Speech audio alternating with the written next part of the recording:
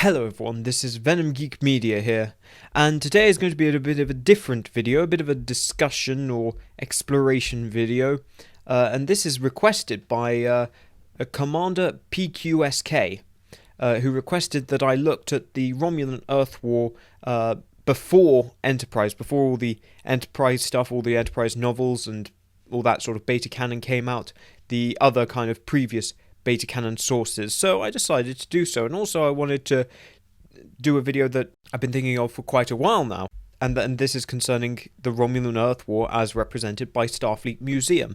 Starfleet Museum is a website created by Maseo Okazaki with help from Bernard Schneider, and his objective was in 2000s to create a sort of an alternative to Enterprise. He felt that Enterprise was too advanced, prequel to the original series. Now, you know, you can argue the point. I would say Enterprise tried, but yes, it's still more advanced than the 60s. Obviously it is, but he wanted to create something that was, you know, very actively retro and in the style of the original series, and kind of going off of that source material and all the other beta canon material that came out about the Romulan-Earth War. So that's really what his basis for Starfleet Museum and these ships are.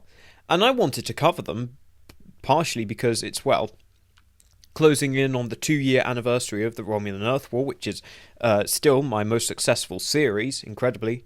And two, they also remind me a lot of the ships we see in the Expanse. There's a lot of crossover in that Okazaki was trying to create a more realistic design and aesthetic, and kind of, you know, moving from the Newtonian physics of today, from those limitations, into what we see in the 23rd century. He wanted to create something of a bridge that kind of shows that technological change and evolution in a realistic manner, rather than what we get in Enterprise, where the ship basically gets all the stuff at once. You know, there's a whole load. They have inertial dampeners, they have antimatter warp cores, all these things that in Okazaki's story don't play a part.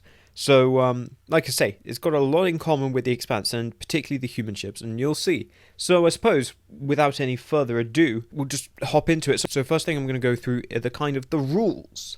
So the ships are incredibly primitive, particularly for the larger cruisers, over 1,000 men for the crew. Now these are, I say larger cruisers, they're not that big. Again, sort of Expanse size. It'll be months in transit between star systems, so these are very long, drawn-out voyages. Communication is very primitive.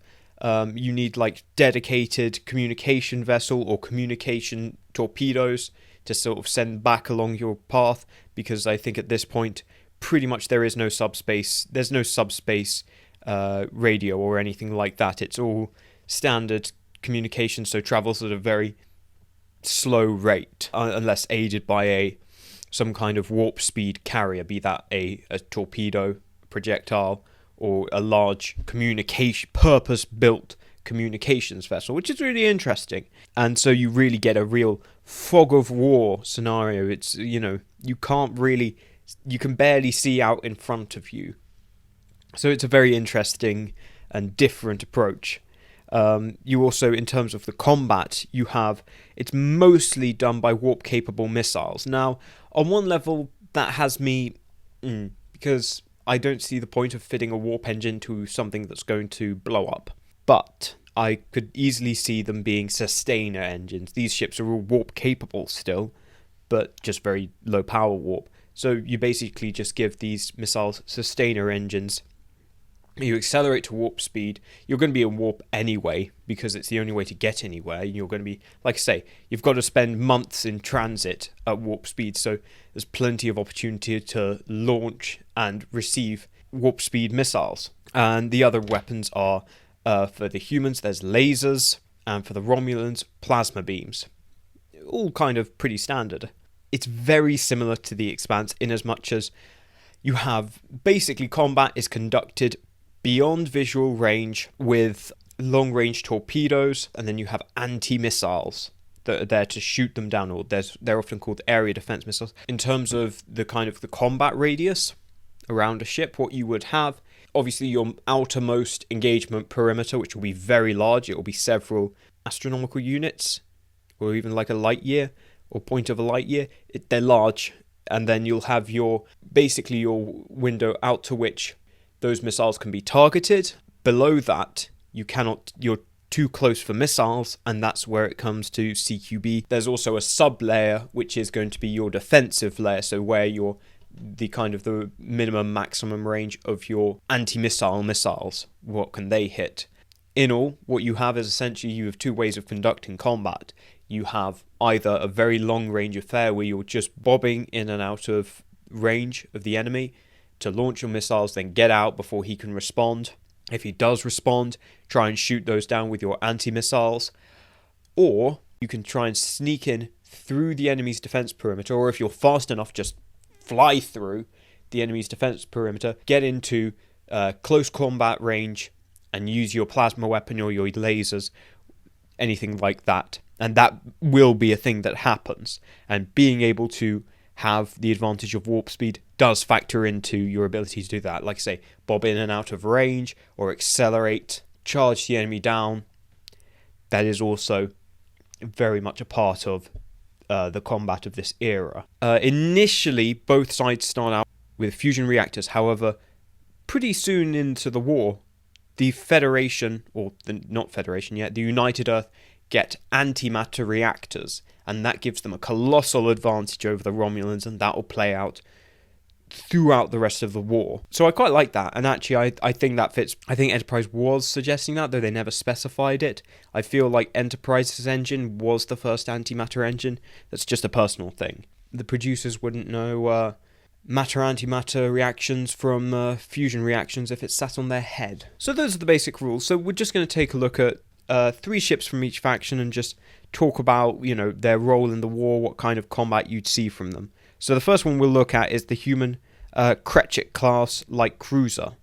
As you can see, it's got that very spherical, you can see the influences of Daedalus in it. It's got that very spherical design. It's got essentially a vertical deck layout, so it's actually more of a tower. Again, very much like ships in the Expanse. Let's look at the overall length. This is a decent sized cruiser, but it's only about 116 meters long. It has a crew of 368. So, that's a similar sized crew to a Constitution. It's less than half the size, so that gives you a nice sort of indication of just how primitive and how packed in they all are in these ships. Weapons-wise, it's got 6 missile launchers with 24 Firestorm anti-ship missiles and 12 area defense missiles. They're called Vipers, so they're the ones that will shoot down enemy missiles. Presumably, much like the Expanse, what they'll do is they'll either contain a high explosive or a flechette warhead, and that will destroy any incoming projectiles from that vector. It also then has 2 laser cannons, which you can see on a turret on the ventral quarters, and again, that's its close range advantage.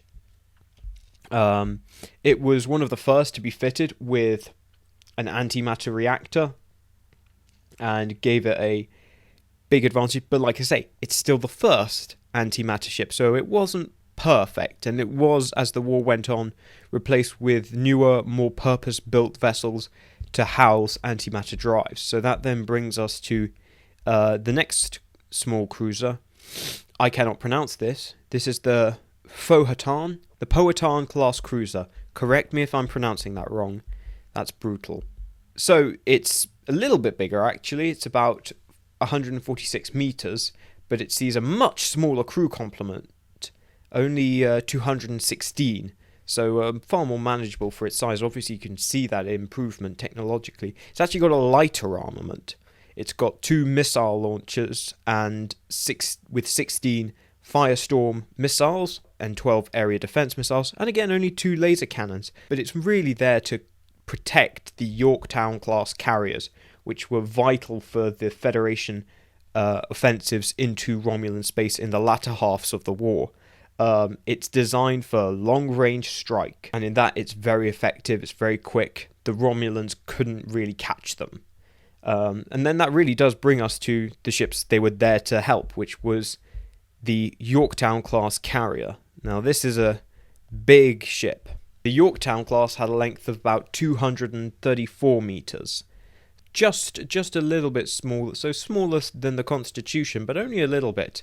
It had a crew complement of 1,120, so significant crew. Partially that's because of the embarked fighter complement. It only really has 2 missile launchers with just defensive missiles, 16 Viper missiles, and 2 laser cannons in just a turret. So its own armament is very limited. But that belies its ultimate role. Its ultimate role is as a carrier, and to carry the Minotaur class fighter. They call it a fighter, but it's more of a gunboat, really. You're looking at a length of 50 meters, roughly. It has a crew complement of 3. You could get a bit more. This, for me, very much reminds me of ships like the Morrigan class in the Expanse. Very small, quick. It has 8 launch bays with 16 Corsair missiles and then 4 laser cannons. It was pretty much essential for performing strikes, going deep into Romulan territory and destroying their supply and infrastructure and their logistics, and then they'd rendezvous on the far side with their carriers and get on out of Dodge. And the Romulans didn't really have much of a counter to it. They were very quick and very effective little fighters, and it had both a fusion reactor and a matter-antimatter reactor, so that gave it a real advantage. Bear in mind it's tiny and it's going up against fusion-driven Romulan ships. So, all in all, these are very impressive looking vessels. I really love the design, the artwork. It's excellent, very primitive, but also you can see it moving towards that more conventional Starfleet shape. And there's a whole myriad of other similar vessels. There's a lot of them out there. I just picked 3 that I thought were quite notable. So that then brings us to the adversary, the Romulans. Now, the Romulans look very different in this. And bearing in mind, of course, the fog of war, we don't really know at this point what the Romulans look like. Having their ships be a little bit more alien and unusual, I think helps continue that trend and keeps the mystery with the Romulans. So the first ship they have is the Cabbage class cruiser.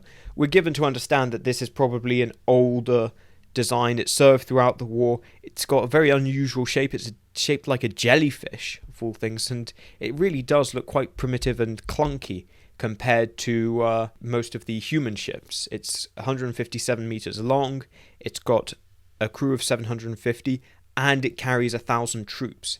It's armed with a plasma cannon and then 6 missile launchers with over 150 long-range attack missiles and 90 defensive missiles or 30 surface attack missiles. So one thing you really see the disparity is they might be bigger, they might be slower ships, but they have some big armament. They have a lot of missiles to throw at you. So it's a very impressive. This thing can only do at most warp 2.9. So it's easily getting outrun by pretty much any Starfleet vessel of that period. So you can already see the problems. But they were certainly a very formidable thing to come up against in a straight fight. That then brings us to the second generation Romulan ship, the Chowder class cruiser. Now, it's also known as the Veronus or the Squid. It looks like a squid. This is much more heading towards a more conventional Romulan aesthetic, but still very aquatic. It's a little bit smaller, about 120 meters long, with a much smaller crew complement of 120. It's clearly far more of a purpose-built combat vessel rather than the Cabbage, which was more intended as a multi-role large cruiser. It's got a lighter armament, more refined armament, 1 plasma cannon, 6 missile launchers with 30 long-range attack missiles and then 10 defensive missiles. It's more of an ambush ship, designed for when Earth was beginning to push into Romulan territory. And so they would instead just sit and wait and then attack, and you wouldn't necessarily be seen until you accelerated to warp speeds. It doesn't have much in the way of warp, it's still only, at best, 3.2, so still not that quick, but if it could get the jump on Starfleet, and particularly if it could get to within 5 million kilometers of the target, it could use its plasma cannon, and this was a devastating weapon. The Romulans really had that advantage at close range, and obviously that foreshadows things to come, definitely. And finally, the Romulans end the war with arguably their best ship, but they don't see much of it. It's called the Clavicle, but it's also known as the Tyrannus, or the Manta Ray. Even though it's going to that winged aesthetic, it's still very much got that, aquatic vibe to it.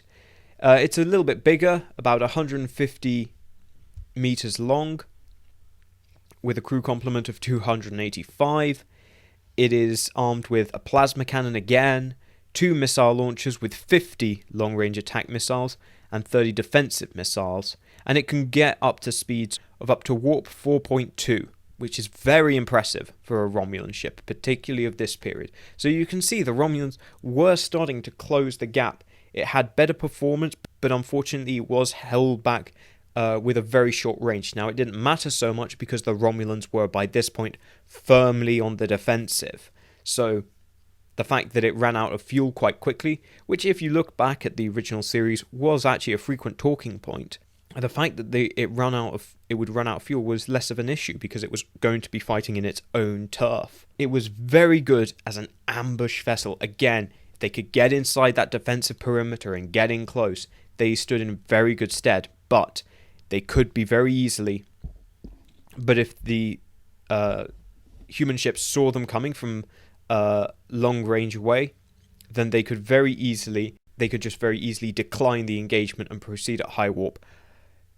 And also, even in that ambush role, it still had the problem of if the enemy survived or if other enemies chased, then they could easily run down and destroy the Clavicle. So even then, you can still see the limitations of the technology, and the fact of the matter is the Romulans were at just the far end of fusion drive, and they needed something new. Now, Okazaki does mention that the Romulans were researching artificial quantum singularities even now. Nothing will come of it for another 200 years. So ultimately that was probably money down the drain, where the Romulans should have been focusing more on reasonable areas of research, such as sensor countermeasures, missile and propulsion systems, anti-missile defenses, but they didn't. They tried to make a quantum leap and they couldn't make that leap, and the result was they were just left behind technologically, and that really probably contributed to the long absence the Romulans then see after the war. They feel so far behind. They start the war, they stand in very good stead, they're very confident of their advantage and they can defeat Starfleet, but that technological advantage that humanity gains just months in with matter-antimatter makes a colossal difference and completely turns the tables on the Romulans. So that's pretty much it for the my brief summary. It is a brief summary. If you want more, go to the link below, go to the website, read all about it. There is a lot to digest. It's great stuff. I really like it. Again, very similar kind of approach to my own. Of course, he beat me to the punch by about 20 years. Excellent stuff. And like I say, it really does have a kind of Expanse vibe. That combat is very similar, that long range, very, standoffish combat, very tense, sort of submarine warfare.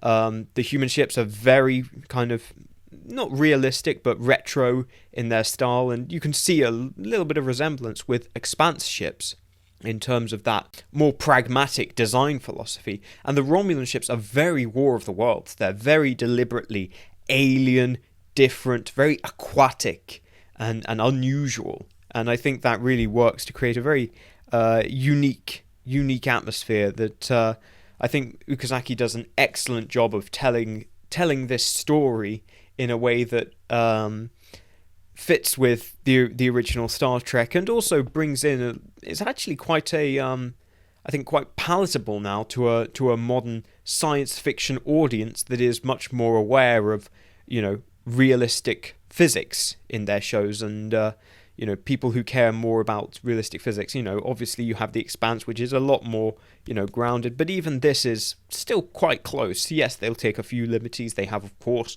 warp drive, but in most other aspects, you know, every series has a little hand wave, something it cheats with. Starfleet Museum does so well, and they talk about the design process. Just go look them up.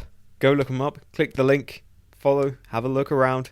Great stuff. Absolutely great stuff. So yeah, thank you guys for listening to this sort of this gushing over Starfleet Museum, and, you know, my attempt to jump on the Expanse content wagon. And I'll see you guys in the next video.